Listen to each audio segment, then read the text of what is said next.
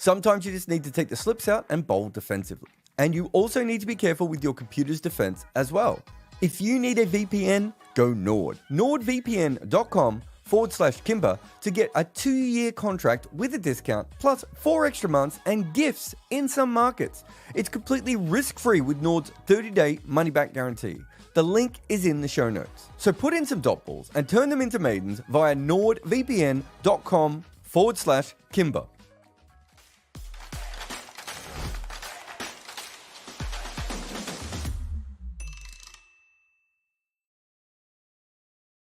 Morning, everyone, and welcome to the Scoreboard. I'm Jared Kimber. Well, I love a game, personally, where one team brings their bats and the other lot show up with, rancid cucumbers. It's kind of one of my favorite games of cricket. It doesn't always end up being the most entertaining. On the bowler's point of view, I thought the Sunrisers bowl very well, but Unad Kut said that he thought that they bowled good lengths and took the pace off the ball. Both very good things to do, and we're all big fans of that. But he also said that they got some luck with shots going straight to the fielders. And I did think to myself, no one can have that much luck. And then Abhishek Sharma came out and batted. And I don't mean luck in the sense of he was lucky to score runs, because that's not true. But generally, he played 12 balls. And generally, if you're going to go that hard, and he hit 7 boundaries in those 12 balls. So you take away the wicket ball, we're talking about 11 balls. I think there was like 2 balls where he didn't try and hit a boundary. So he tried to hit 9 boundaries and he hit 7. The chances of that ever happening is so low. And that's why he had a strike rate of just, let me check here, 1 million. It was only 3 runs a ball in the end. It felt like it was 5 runs a ball at one stage. Absolutely ridiculous though. And that was it. It kind of ended the entire game, right? And so he and his seamers get a lot of credit here, but I think we do have to ask at a certain point, what the hell is going on with Chennai? 2 pretty brutal losses on the trot, I would say, all things considered. And now these 2 teams have the same record. And I have absolutely no idea how I feel about that at all.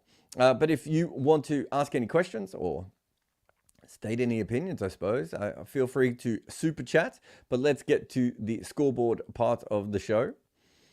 We don't have a lot from the second innings because, you know, it was over in, what? When did he go out? It was over 16 balls into the innings, really, by the time Abhishek had gone out. Against Shahar, he had a strike rate of 220, and against Mukesh, it was 371. Probably, and this is, I've actually got the list in front of me, because I did think it was quite interesting. So, first ball is back of a length, and he thought about pulling it and didn't. Next one, he just sort of blocks towards covers. Then he gets a full one that's swinging away, and he hits it pretty much straight back over the bowler's head. He tries to drive the next one to mid-on and doesn't get it past mid-on. Then Chowdhury bowls a short ball down the leg side. Not ideal. Then we got a length ball around off stump, and he hit that quite well, but straight to mid-off. And then there was a full ball on his pads, which he flicked away for mid-wicket. And then he goes into all the boundaries before he's dismissed. So he did start a little bit slower, I suppose, is what I'm trying to say there. So some of that might have a slight impact on the Chahar versus Mukesh numbers. But either way, no doubt that he took Mukesh down a lot worse. Not that 220 strike rate is ever good. But this is his strike rate by ball in this league. So you can see, where are we? Where's the 5 ball mark? After 5 balls, a strike rate of 108. It's quite a low number, really. You know, lots of players are like this. They like to get started a little bit more, but it's not, you wouldn't put him anywhere near a fast finishing player. Looking at those numbers, and then at 110, he's at 133. So he's getting a little bit better, but you can see that he certainly ramps it up later when he has to. And this was just boundaries on boundaries. This is what happens when you link so many boundaries together in a row, right? But this is not how he normally starts.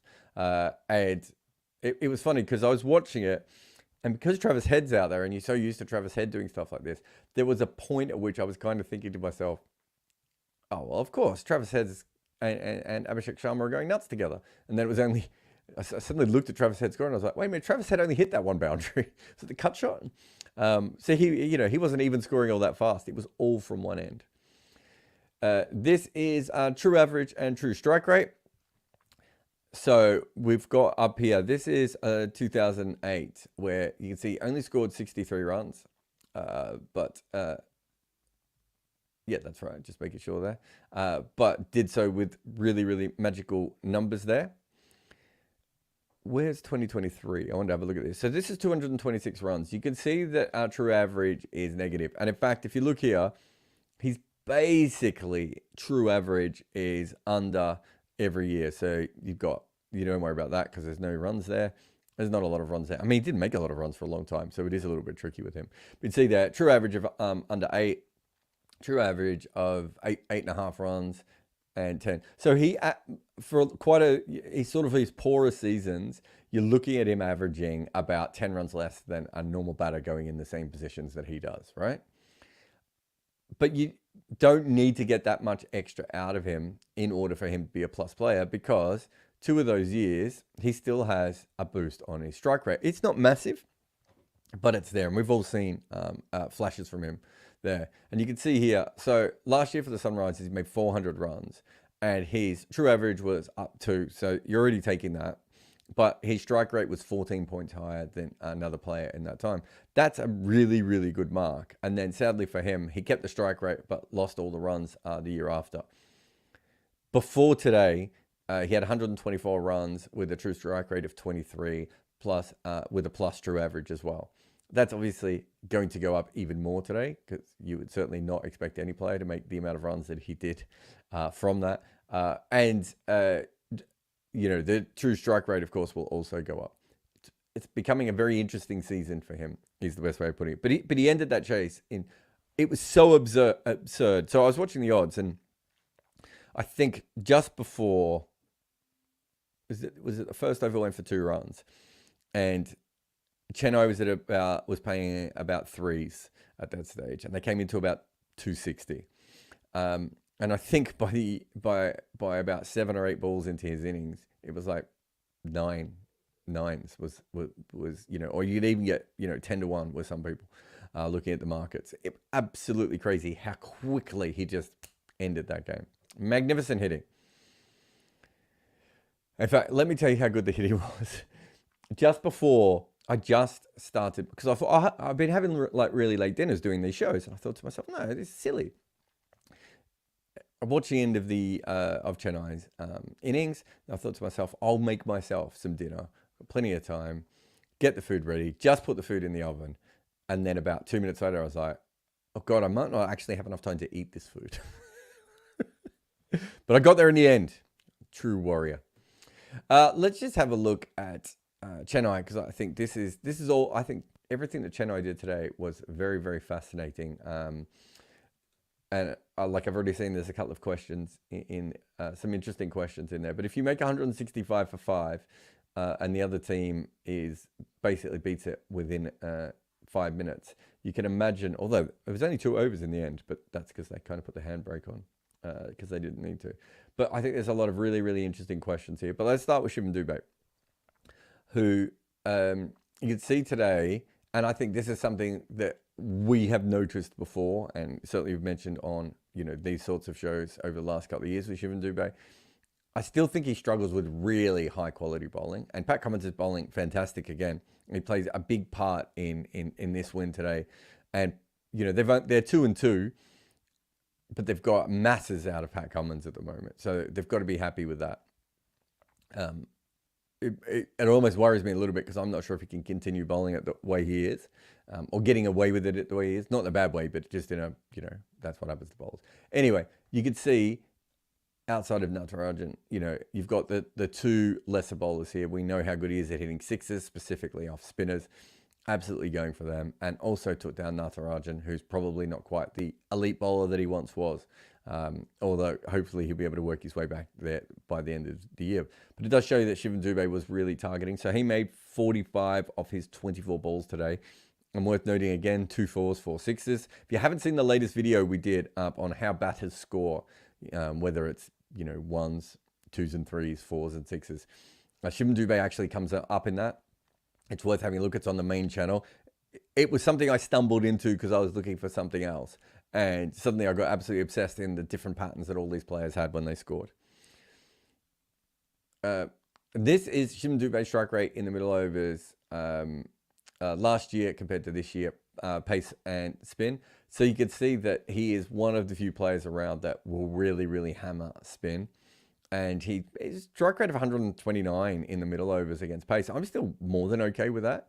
Like if this was spin and this was pace, maybe you'd be slightly more worried about it just because you're going to face more spin in general. But even that, if your weakest skill is 130, you just wait for your matchups. They're eventually going to have to bowl spin to you, right? This is obviously absolutely insane. He's striking at 240 so far this year against spin. And you can see down here, 140 against pace. So he's had a slight bump against pace, but it's really against the spinners this year. And we've seen it almost every ball he seems to face. Looks like he's going to hit a six, even if he doesn't. And this is the true values versus spin since the start of 2022. We've got a video actually coming out on Heinrich Klaassen very soon, but always worth showing him on any list at the moment. Also worth noting that Jaiswal does not get dismissed against spin. He's batting at league average sort of norms, true 5 more runs than another player would. And we've seen those similar sorts of numbers in his first class career and his test career already. I thought this one was a little bit interesting as well, but we might make something about this at a later date anyway. But you can see over here, Shimon Dubé, he scored 319 runs, going at almost, what's that, about a quarter of a run quicker per ball than other players. And he's averaging massive amounts against spin, just absolutely destroying it.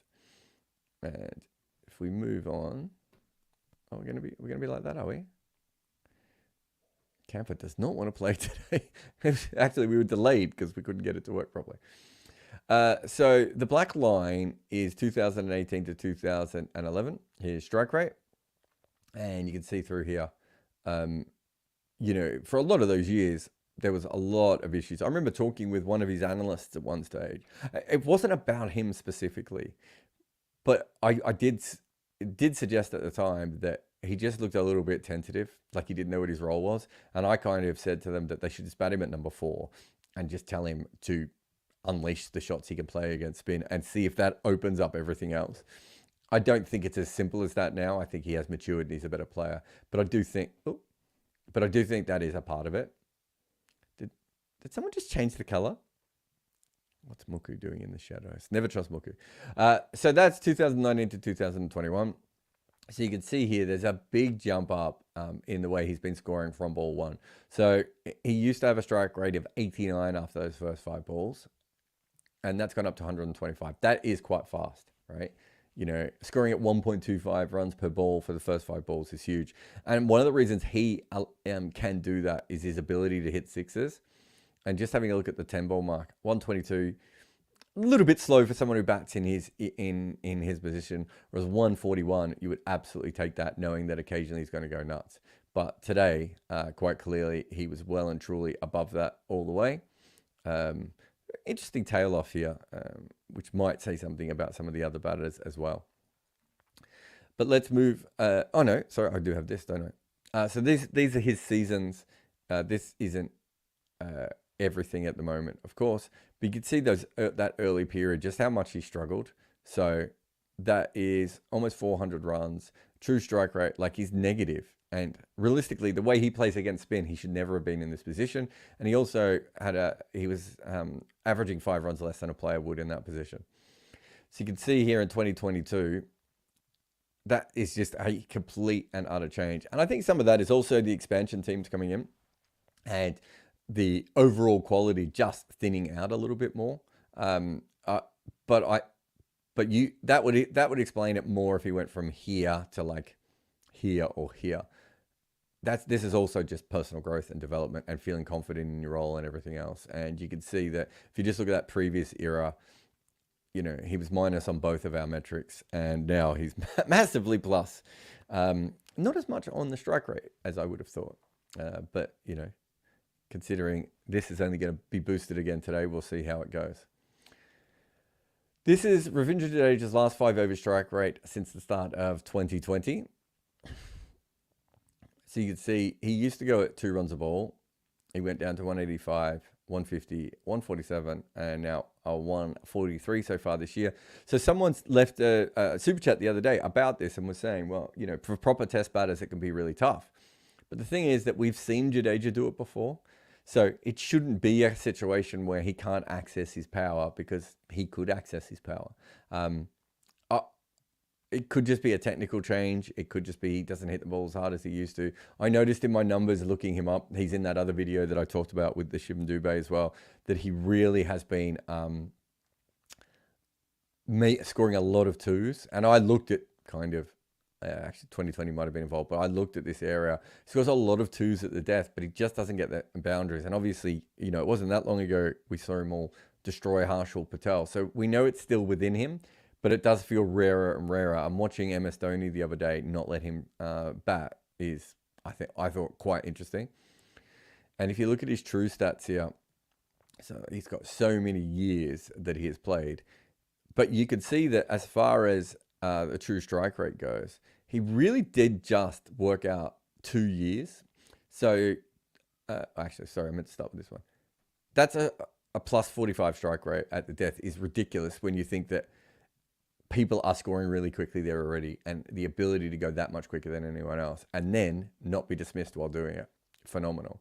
2021, the same sorts of things goes around. These are both absolutely incredible, but since then, he's come into this sort of more neutral area. So if you look at last year, he's scoring at about the rate anyone else would and averaging slightly higher, right? It's not a terrible season, but it's also not a fantastic season. And 2022, again, not getting dismissed in that year, but his strike rate is about par. So he's gone from having 2 years, which I think people like me were really, really impressed, and we thought this would continue, to going back to a sort of par striker at the death. And it is a very, very big change in his career.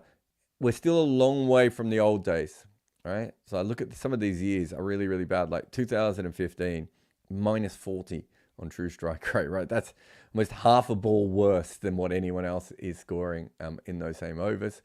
And so we're certainly not seeing anything like that anymore, right? What's this one? This is even still like a quarter of a ball worse than everyone else. So we're not seeing those kinds of things anymore. This is still a good player considering his fielding is bowling. But it is interesting that we haven't seen this for a while. And this one's fun just because it was one of those years where he never got dismissed.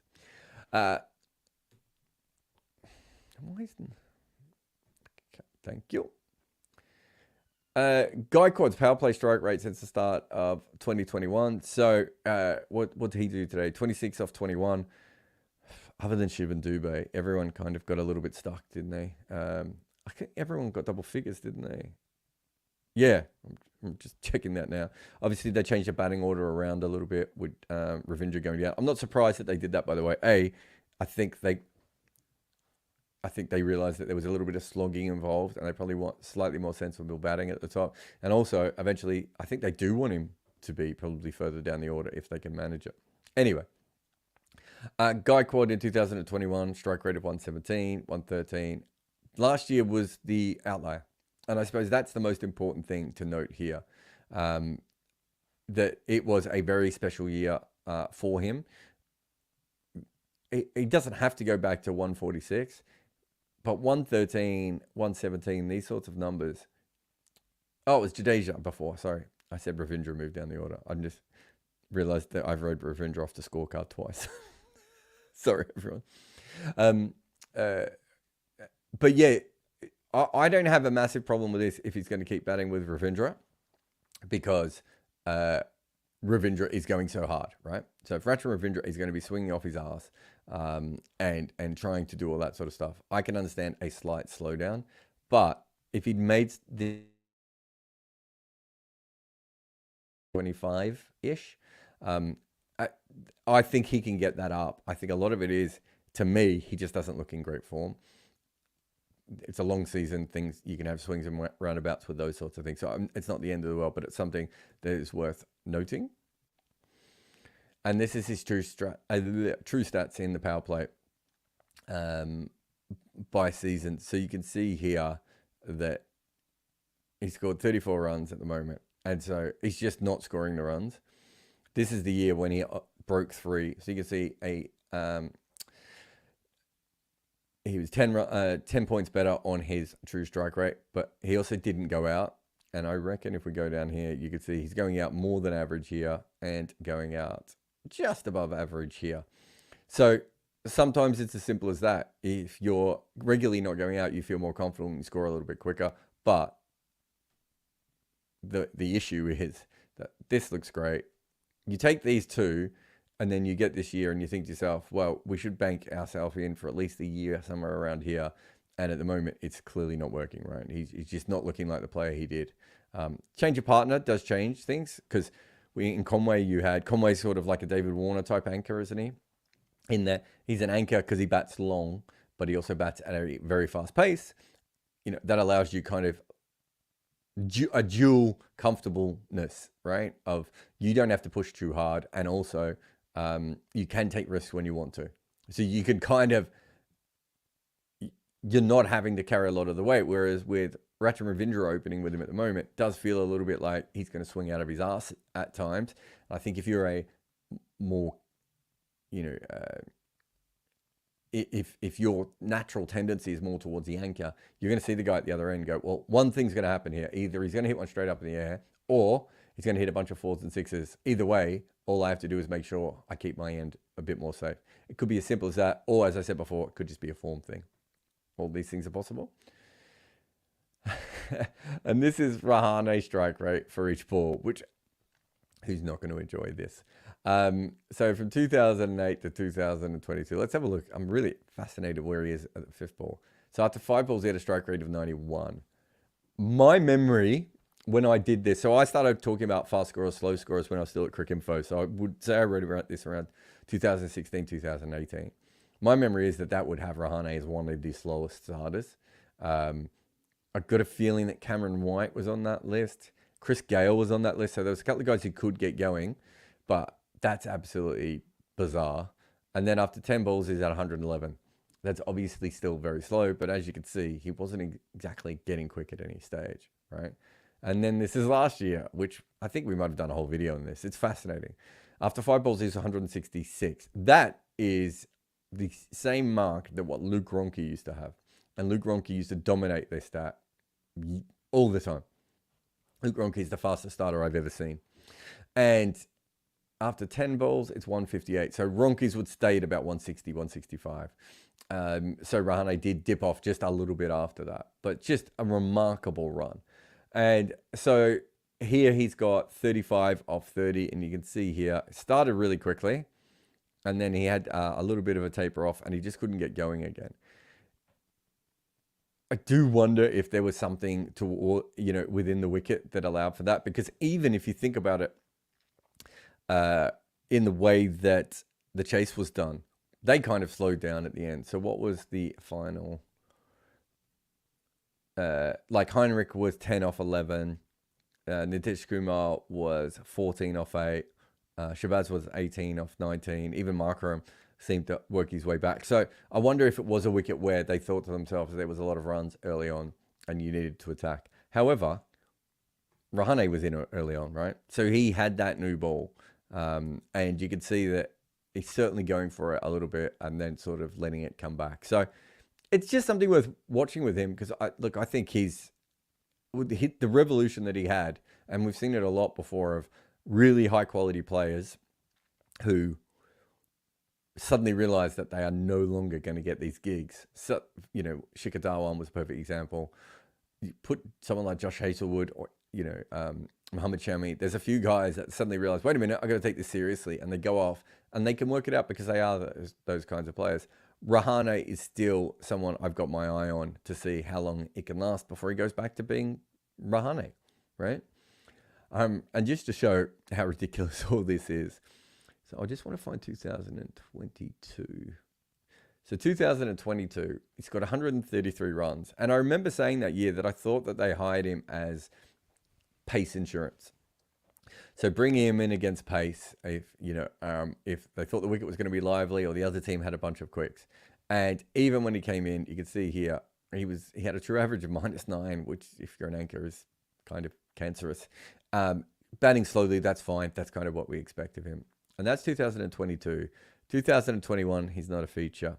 2020, he was worse. And yeah, so 2019 was the last time that he did anything. That season for Rajasthan, I actually think is okay. And it's interesting because he was that little bit quicker. You can see him true strike rate is 10 points quicker than what he should be, right? And you've got a couple of other seasons kind of in that domain with quite a few others where he doesn't even get much of a go because of how much he's struggling. But this is an incredible outlier. And what I love about this is, and we've seen this time and time again, is when you let a player off the chain a little bit, and in his case, it was kind of last chance, right? And you just say to them, just play your shots. We need you in this side. This is why you're here. You do sometimes see that the strike rate jumps, but the average doesn't go into the toilet. His true average there is par, right? So he hasn't had that many years where he's been above on true average anyway. But to have a true strike rate of +30, his next best year is +10, right? Just a huge rise up in that. And as I said before, it's just absolutely fascinating to me where Rahane goes in the future. I mean, not that he'll have a long future, but I mean, will he keep it up? This is the Sunrisers bowling today. This is still an issue, I think. Now, Shivam Dubé is probably part of the reason here, but I do worry quite a lot about their spin, although absolutely stolen over at the start today. I'm all for that. I mean, I would never do it on the first over. I would always do it the second over, but that's just because I like swing bowlers. This is really good. I had him as stock down in our power list the other day just because he has gone for some runs. Exactly what you want him to do. This is fantastic. I love Junaid Unakal. I just think he's a Junaid Unakal. God, can't even remember his name. J Dev, of course. Who's Junaid? That comes out later. Yeah, I'm a huge fan of his. I remember seeing him play for India A in England. God, must have been a decade ago now, a long time ago. And I thought he was fantastic then. Obviously followed his first class career. Hasn't been able to quite get in that sort of golden era of test players. But he's been terrible in T20 cricket throughout, so much of his career. And yet keeps getting picked because he's left arm. He is skillful. We all know what he can do. And I just think, I'm such a fan of someone that ability to, what's the best way of putting it? The ability to know that this is not your format and that you are doing everything you can to get yourself into a position. And it must be tough. I just want to have a look at some of these years because some of these years are just absolutely phenomenal. So last year he went at 11 runs and over. 2019 he went at 10.5 runs and over. So he really hasn't had many plus seasons since 2013? No, sorry, 2017 was great.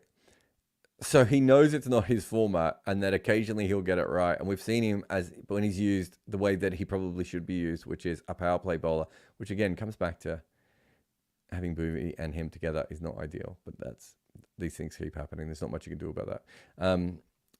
But it really does show that he will continue to fight back, and he's probably going to go down with some of the worst figures in IPL history, but there is clearly something there. And I love it on the days when it works for him. But this is probably the person that is still most interesting to me.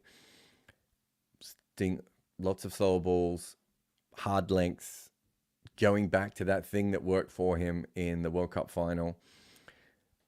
Stick with it, all right? I don't know what his plan B is when he gets on a wicket that isn't going to assist that as much. But he's got the bounces as well, so maybe that's plan B. And then maybe plan C is the issue for Cummins. But you look at this, and they've got 2 new ball bowlers, so they don't need him as much at the top. Slight overlap with the skills for these 2 particular guys is a problem, but that allows Cummins to bowl more in the middle. And then you've got a guy who can bowl more at the death. That works well. When you're putting together a team, a lot of it is about how the pattern works. And, we talked about this with Cummins when he was at KKR, and I kept saying he's going to have to bowl with the new ball in KKR. That's actually because you can't allow Andre Russell to bowl those overs, and you can't have Pat Cummins and Andre Russell bowling 2 or 3 overs in the middle because you have a spin-dependent team. It's little things like that that matter so much. All right. And this was at the 17.3 over mark, so they chucked this one up at the screen. You can see, again, that's a lot of slower balls. And so if you go through the history of this, so I think we did this video a couple of years ago. I would say that up until around 2021, 22, probably 2021, most bowlers were probably still bowling slower balls about a quarter of the time.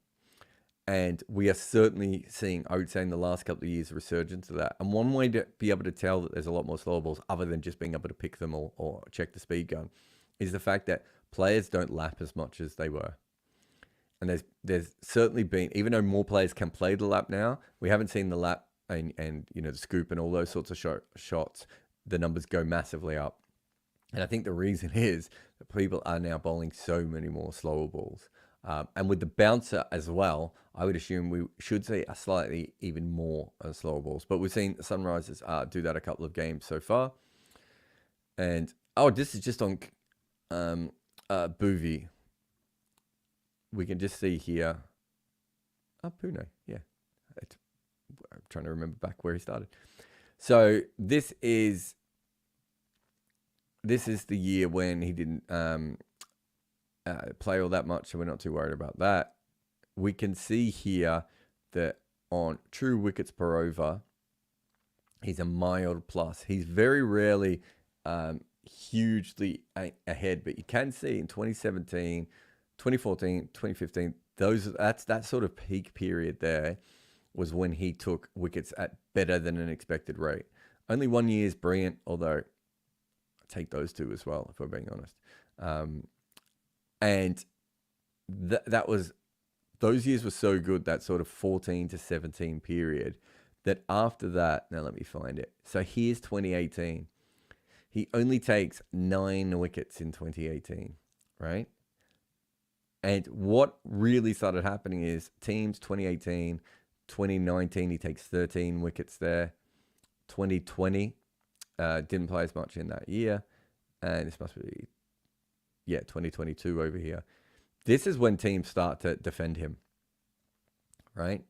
So he goes from an attacking wicket-taking threat to a defensive threat.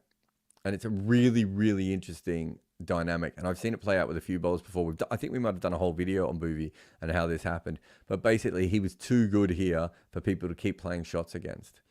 This year is a really, really interesting one because it's a little bit of an outlier.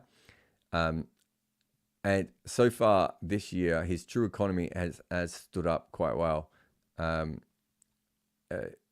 So we can see here that his true economy so far is 1.3 runs and over better than what it should be. And that's with a couple of 50-run games, although one of those 50-run games was probably still under par on our stats because of everyone else probably went for more runs. But it's really worth noting that it looks like he's having another one of these seasons, whereas last year this was more one of those. So he's going back to that sort of not taking wickets. Let me just have a look if I've got his full stats here. So he took none for 50, none for 50. And then today you've got the 1 wicket. So none for 51, none for 53, none for 27, and 1 for 28. So again, I think that's a good sign. It's not a good sign if you want wickets. It's not really ideal that your bowler that you're giving the first over and maybe the third over to doesn't take wickets anymore. But it does mean that he can completely control the run rate. And if he can keep anywhere from here, really, away would be great. It would be awesome if he got back to these days. No one's going to play Boovy like that anymore. All right? They're not going to throw their wickets away against him. It's not, people were burned for 4 years and they've learnt their lessons. So they're now going to defend a little bit more. If he can keep it up here, and what did he go for today? 28. So again, his figures would look pretty good today, especially considering he bowled the earlier overs. So I think that's fantastic for them. And I wouldn't have him as stock up again, but I'd say he's back to where I would have had him at the start of the year. This is Pat Cummins compared to the rest of the Sunrisers bowlers in this IPL. So his economy at the moment is 7.75 and the rest is going for 10.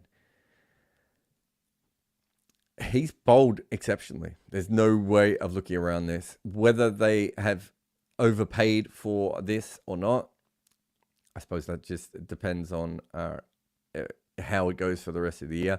But so far, he's been worth what they've paid him. Because this hasn't been a greatly functioning bowling attack. Like if we go back here, let's forget him. So we've got him at he's about Boovy neutral at the moment. He's obviously gone for about 10 runs and over. So good comeback from him this game. Natarajan, I think he's shown signs, but hasn't been great. And this combination really isn't working for them at all. So to have Cummins to be able to stand up, I think is absolutely fantastic from that point of view. And as I said, they spent an awful lot of money on him. I do think the bouncer rule has helped him a little bit because it doesn't even matter how many bouncers he bowls. It's the fact that he can bowl a bouncer and he has access to them, which I think for a lot of these fast bowlers, it's that is going to be one of the sort of the hidden side effects of the bouncer. Anyway, so 2022 was his last year in the IPL. As I said, I thought he was used incorrectly.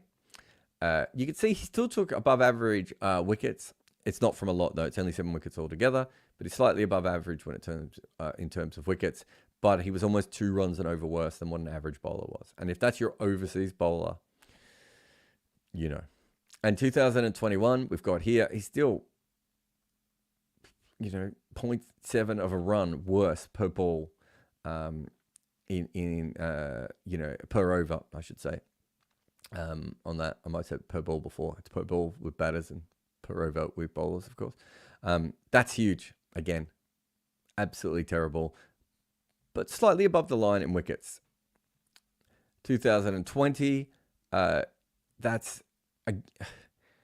he's about a neutral bowler there, which is fine, but not if you're getting paid an absolute fortune to be the overseas player. He did have a decent enough year with Delhi all those years ago where he was, about half a run and over better than a normal bowler at that time. This will look even better after today. And we've got him here as a true economy of 1.2 runs per over better than another bowler in his time. It's really good, right? And it also, it's weird because the pattern for Cummins outside of playing for Australia is usually being a slightly better than average wicket taker, but going for runs. The fact that at the moment he's about neutral when it comes to wickets, but he's in a position where he's massively plus for economy, that makes me feel like this is a different bowler to this guy over here. And I've said before that I think his best ball was that sort of slower off-cutter, almost from the first time I saw it against KL Rahul in 2016 in a test match. I thought that was a really good option for him. And then he never bowled it enough in Asia. But this is him trying to be a fast bowler, right? And this is him trying to be a new version of Pat Cummins. And again, it goes back to what we said with Rahane. It's okay for all of us to say that he was either average or trash at times. But it's also quite, when they change their method, right? Not just their form, but their method, it's worth noting what has happened here. These things can still regress, but very interesting times ahead for Pat Cummins.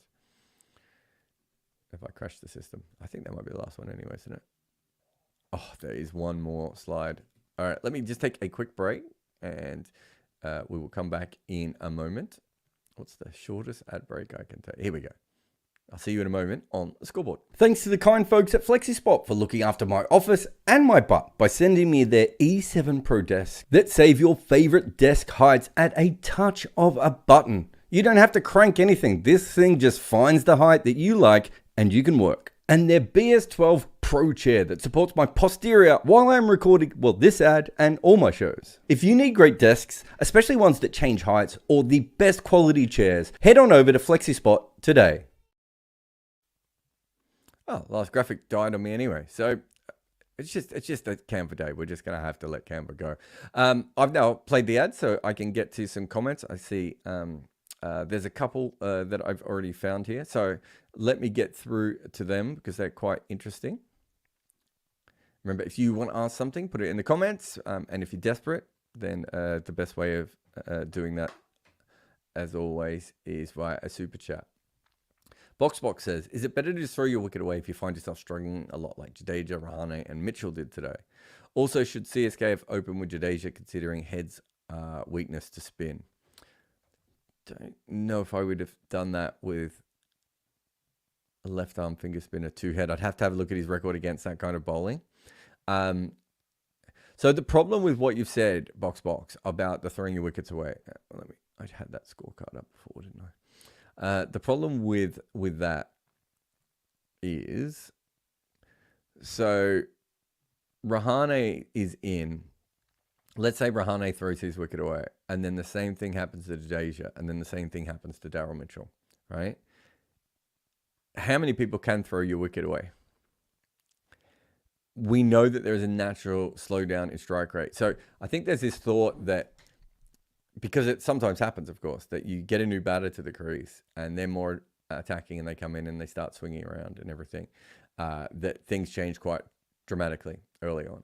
But you look at this and you think to yourself, well, actually, sometimes what happens is a new batter comes in and they slows down because that's more likely what is going to happen. That's why when you lose a wicket, you lose runs off your projected total. So I think it's like 25 runs in the first over or something. And obviously, as the overs go on, it's less and less. But it's partly because you're losing your resources, but it's also because there's a natural slowdown. So if you're scoring at 8 runs and over, you're probably more likely to score at 7.8 runs and over after that, because there'll be a little bit of a dip. So let's say that you're a Hane and you get to, what was he, 35 off 30, right? And where are we here? So he goes out in the 14th over. So let's say he was 27 off 22, right? 27 off 22, and it's the 13th to 14th over. And he goes, I'm just going to have to give my wicket away. He retires out even. So you don't lose the ball at all, just retires out. And then the batter who replaces him at that time is Daryl Mitchell, and he comes in for 10 balls and he struggles, right? Now where are you? You had a player who had at least hit some boundaries, and Daryl Mitchell hasn't. Okay, let's say that doesn't happen. Daryl Mitchell comes out and he's dismissed straight away. You've now lost 2 wickets in a row. And generally, if you lose 2 wickets in a row in T20 cricket, there is some kind of a collapse/rebuild situation going on. That's why teams don't retire their batters out. It's that fear that you'll be bringing out a new batter who's obviously going to be much more likely to fail, right? I mean, most batters fail. So if you're bringing out a new batter, there's a much bigger chance that that is going to happen. And so you might go from not having lost a wicket to having lost 2. But you also, in a particular game, so this is a good example of that, maybe it has cost you the game, right? 3 guys can't get going, and they're all batting together at various phases here. That's a big issue, and it does happen, and it does cause people games. But the reason we don't see more retired outs in general is because of the fear that you're going to lose another wicket next ball. So it's the old Jeffrey Boycott phrase of add 2 wickets to the score and then see what it looks like, right? T20 and one-day cricket are slightly different, but the general principle still says the same. If you add 2 wickets to where you are now, you're probably on the verge of panicking. And if you look at this scorecard, so let's say Shivam Dubé goes out in the 13th over. So let's say it's the start of the 14th. So Gaikwad goes out in the 8th over. Shivam Dubé goes out in the 14th over. All right. So while Shivam Dubé is there, my guess is that Chennai is thinking to themselves, okay, well, the score is actually progressing. And even if it's only progressing from one end, he's scoring at almost 2 runs a ball. And and that's still carrying us in the right direction. Once Shivam Dubé goes out, you've now lost 3 wickets. Rahane is going to make it 4 wickets. And then afterwards, you have Jadeja, Mitchell, Dhoni, and Moeen Ali. Right? So if you do lose that Mitchell or Jadeja wicket, or whoever comes in next, or Dhoni, whoever comes in next, you're now that one step closer to that Moeen Ali point of view. Now, the reason you could throw this back the other way from a Chennai point of view is Chennai did not use Moeen Ali, Deepak Chahar, and I don't know, do we count Deshpande's batting? I know Tikshan made some runs. I'm not sure I count his batting. But you've now got a couple of guys there who weren't even used at all. So you could say that's a problem. What the coaching staff would say is, if we do the Rahane thing and Daryl Mitchell goes out straight away, now we're in a situation where Dhoni's having to come in earlier than we want him to go. He's probably going to chip the ball around early. He's also more susceptible to going out because he's new to the crease, the same as every other batter is. So there's all those things play a big part when you're thinking about that. I still think we'll see more retired outs as T20 goes ahead, especially now with the impact subs. But you can see why they also don't happen. Rahul says, Klaasen is clearly the best T20 batter in the world. Why do teams hesitate to send him out before the 10th over?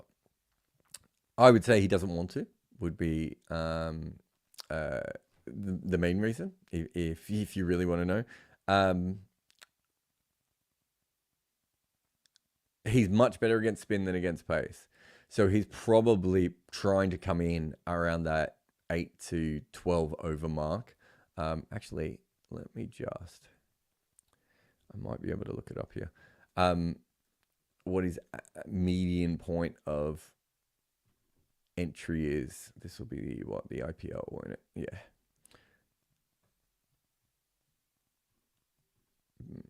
So the median entry point, where is my man Klaasen? Just looking at Varun's stats here. So his median entry point is actually lower, so it's 11.3. I think that's overall in the IPL. Yeah, I think that's overall in the IPL. So it's a little bit lower. It's a really tricky one that, and you see this a lot. You saw this with AB de Villiers. You saw this with Kieron Pollard. Glenn Maxwell was another player. You don't really want Heinrich Klaasen batting in the 7th, 8th, and 9th over. And the reason you don't is that there is a natural slowdown in those overs, one way or another, that you don't want to lose. So if Klaasen's coming in, he's probably going to be on the 2nd or 3rd wicket. And players, when they come in around that period, don't necessarily attack. So do you want him to come in at that point? Or do you want someone to come in to just make sure that there are no more wickets and that you're moving it forward? So there is an element of that. I would probably, if I was working with them, and so we did this with Kieron Pollard. So when we had Kieron Pollard, unless there was like a great leg spinner who we thought he would not be up, who he might struggle against, or a spinning, or that kind of situation, we tried to bat him at number 4. But by number 4, what I really would mean is he would be the first person to come out after the power play, and that's kind of what Glenn Maxwell has become. I always thought that that's what Andre Russell could become, but I just don't think. I think he prefers to be further back in the order. And, I've talked to so many teams about this before, of that's the part of the game where if you send Heinrich Klaasen out there and he averages 30, but he does it at a strike rate of 170, and everyone else is scoring at a strike rate of 115, 120, it's such a big bang. Whereas if he has that 200 strike rate at the end, well, everyone's strike rate has gone up. So he's probably not giving you as much efficiency. But it is that, I think it's a reticence about sending someone in around that 7, 8, 9 over mark, right? Which I do think is an issue. And I think we saw it with other players. But I think Maxwell and Klaasen are the two that makes more sense that they should come in straight after the power play, right? The first wicket after the power play makes the most sense for those two players because you don't want them facing high pace early on. It's not that, sorry, not just high pace, but seam bowling with the ball nipping around. You know, we've even seen with Josh Butler. I think he's still gone on to be a great opener, although, you know, last couple of years, he's not quite been his best. But when he did go up, he became one of the world's best openers, and probably the world's best opener for a period. But he also brought in that variability of you could whip a ball past him and get the outside edge, or, you know, he wasn't as good with a full ball sometimes coming back into him early on. And that's because these are middle order players more naturally. And also, I think with someone like Butler, I think the new ball can sometimes just get him in a little bit of trouble just because of that lateral movement, which he's not as used to facing and not as good as facing. Maxwell and Klaasen are different. I think they are spin specialists. Not that both of them can't smash pace, but you actually want them in facing as much of the spin as possible. So if you put him in really early, like at first drop with Klaasen, if he's dismissed before the spin overs come, have you done the best possible? Now, Heinrich Klaasen might come to you a bit like what Josh Butler eventually did and might just say, I just want to open. I just want to face as many balls as possible. But I actually think in Klaasen's case, he's probably now got to a point a little bit like what happened with Kieron Pollard, where when you try and put him up the order, he's like, but I've now perfected this. And it's taken me all this time to perfect this. I don't want to then be thrown up the order and then nick off a couple of times before I even get to face any of the spin. So that then becomes an issue, which is unless you're a terrible batting lineup, I'm trying to think of like some of those Punjab lineups that KRL batted in. What's another terrible batting lineup? You know, some of those teams that just make any runs. So Kolkata a couple of years ago. Some of those teams that just didn't make any runs at all. Unless you're in that kind of lineup, generally, whenever you want to bring a batter in, he's obviously not going to come in at that exact time. It's always going to be delayed. So if the plan is to get Klaasen in around the 8th or 9th over, which I would think would make sense, is it possible then that it becomes the 11th just because that's when wickets fall? Wickets don't fall every 12 balls, right? Especially during the middle overs. So I'm just trying to see if there's another play here that would be very, very interesting. Actually, De Villiers would be good, wouldn't he? It'd be better if I could search for his name. Where are we? Yeah, so De Villiers came in at 6.1. And I reckon if you go and have a look at his South African scores, that will be probably around, 11 to 12. And that was that similar problem that I had with Klaasen. What is Maxwell? Maxwell comes in at 7.2. Yuvraj Singh comes in at 8.4. Who else have we got here?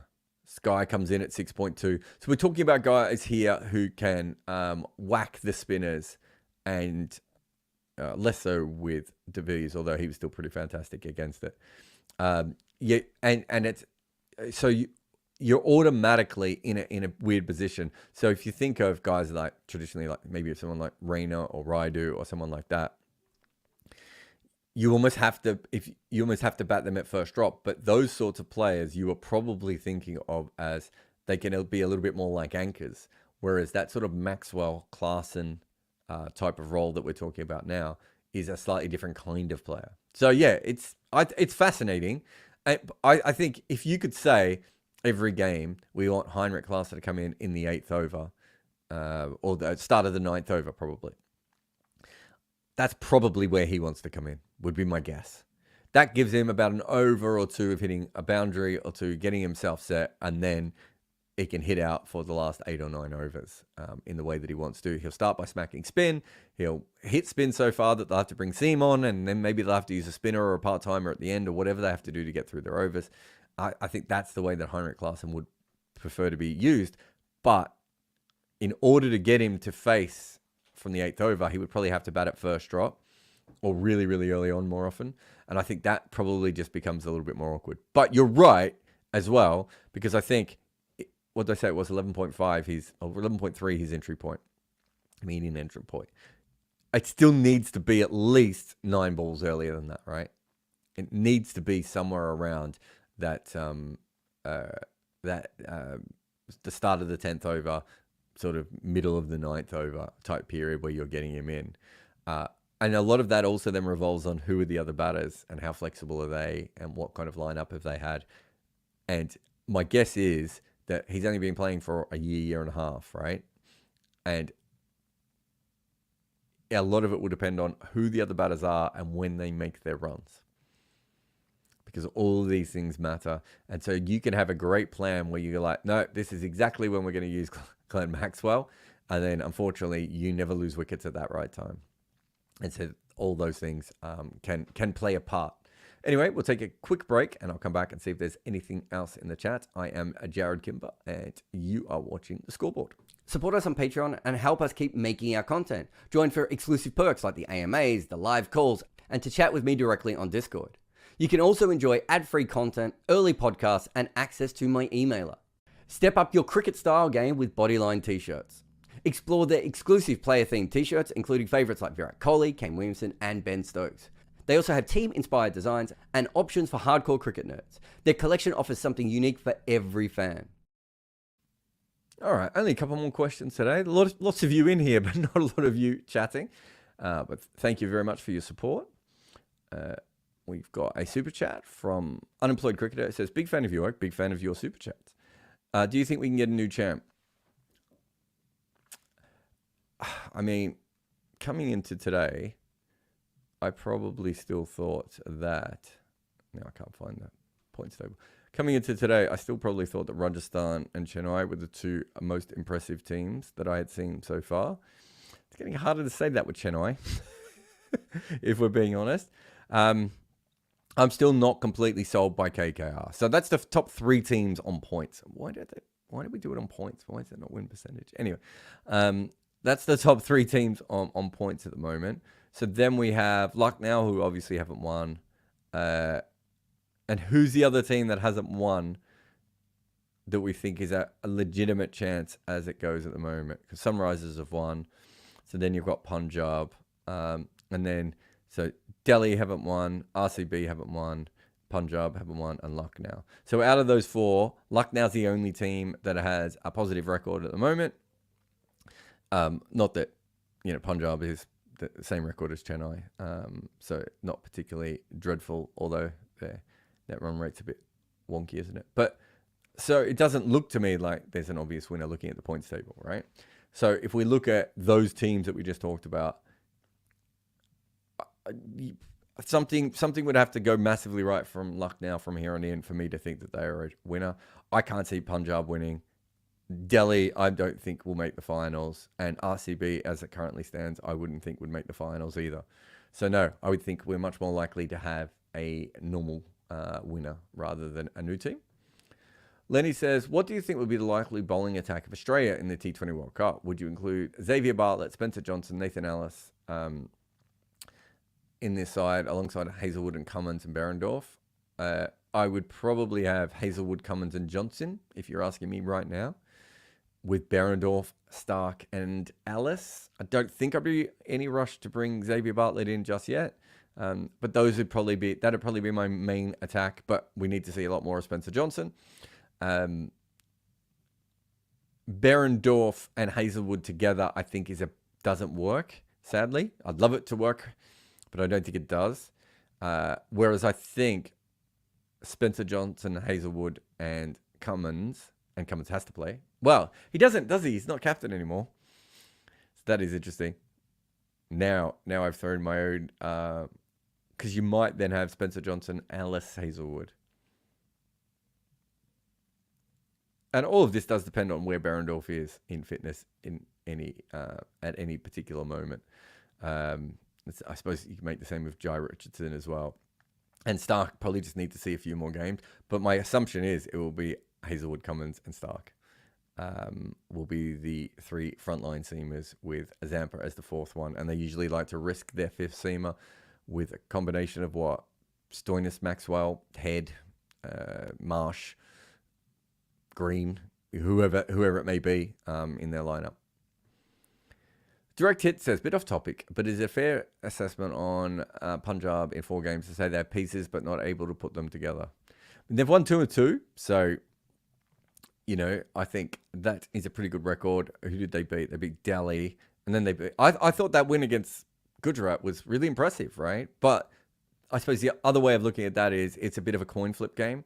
So they could quite easily be 1 and 3 at the same stage. So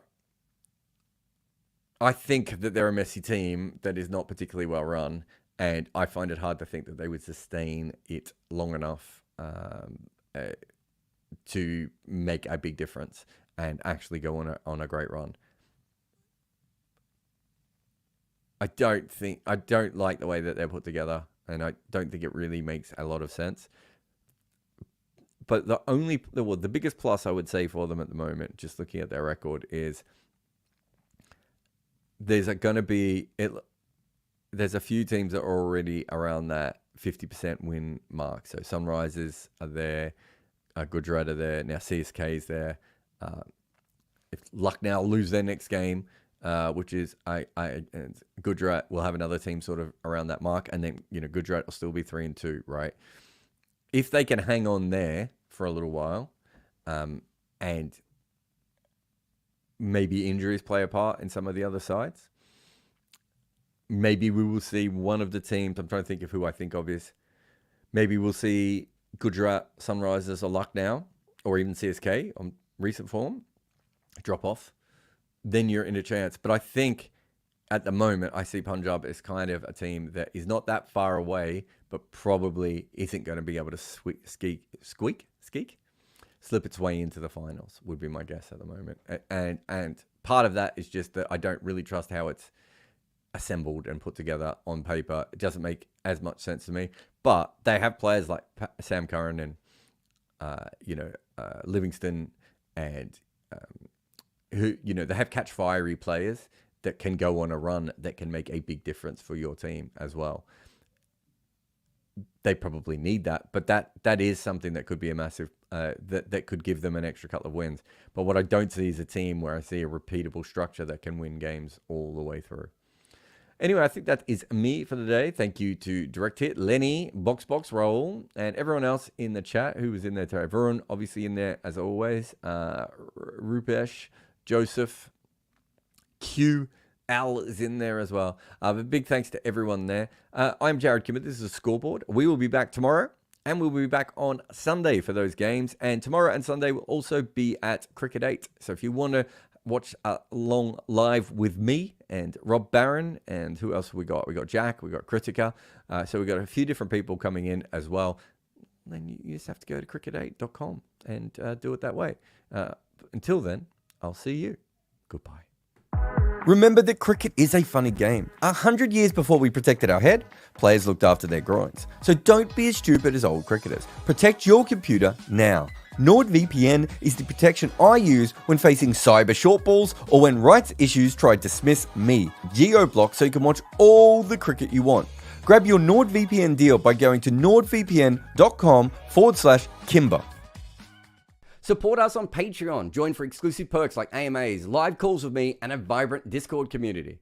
Enjoy ad-free content, early podcast episodes, and access to my emailer. Plus behind-the-scenes stuff. We've built our channel on Patreon support, so a huge thanks to everyone who has helped.